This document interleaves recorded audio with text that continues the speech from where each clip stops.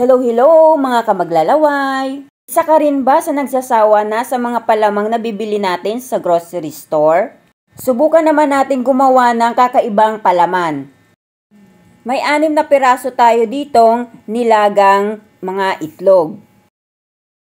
Gagamit tayo dito ng panggadgad para mas pino yung ating pagkakadurog dito sa ating mga itlog. Pwede kayong gumamit ng kahit anong klaseng pandurog. Pwede nyo itong gamitan ng tinidor or kutsilyo. O kaya yung ating food processor. Ito yung maganda nating gamitin para mas mapabilis yung ating paggawa at maganda itong tingnan. Kung gusto nyo naman na may malasahan pa kayong buong itlog, ay wag nyo na lang itong masyadong durugin. Ilagay lang muna natin ito sa isang lalagyan at pag natapos na nating durugin ito ay isa-set aside lang muna natin.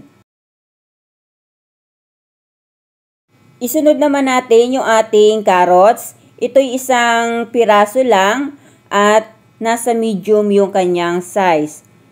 Bali, binalatan natin ito at nahugasan na. Tulad din ng ating itlog ay atin din itong gagadgarin. Naglagay tayo ng carrots dito para maging healthy naman yung ating palaman. At talagang masarap siya pag nilagyan natin ito. Maglalagay din tayo dito ng kalahating bar ng cheese. Pwede nyo itong dagdagan kung gusto nyo. Any brand ng cheese ay pwede nyo gamitin dito. Mag-a-add na rin tayo dito ng paminta at yung ating konting asin. Depende na sa inyo kung gaano kayo karami maglagay nito. Hahaluin lang natin itong mabuti hanggang mag-well combine yung lahat ng ingredients na ating nilagay. At pag nahalo na nga natin itong mabuti ay pwede na nating ilagay yung ating mayonnaise.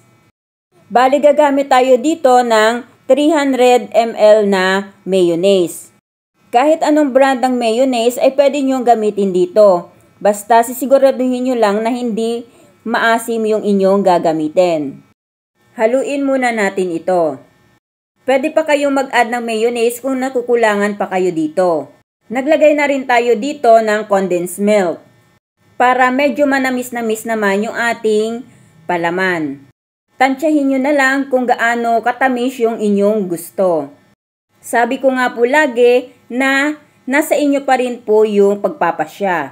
Dahil nakadepende din po ito sa inyong panlasa. Yung complete ingredients po natin ay ilalagay lang po natin sa ating comment section box. At kung nahalo na nga natin itong mabuti, ay pwede na natin itong ilagay sa ating lalagyan or sa ating garapon. Siguraduhin lang natin na may takip ito. At kung nandito ka na nga po sa part na ito, ay pwede po bang pa-like and share? Then, paki-comment na rin po kung taga saan po kayo. Para malaman din natin kung saang lugar umaabot ito. Alam mo bang pwede mo din itong pagkakitaan mga kamaglalaway?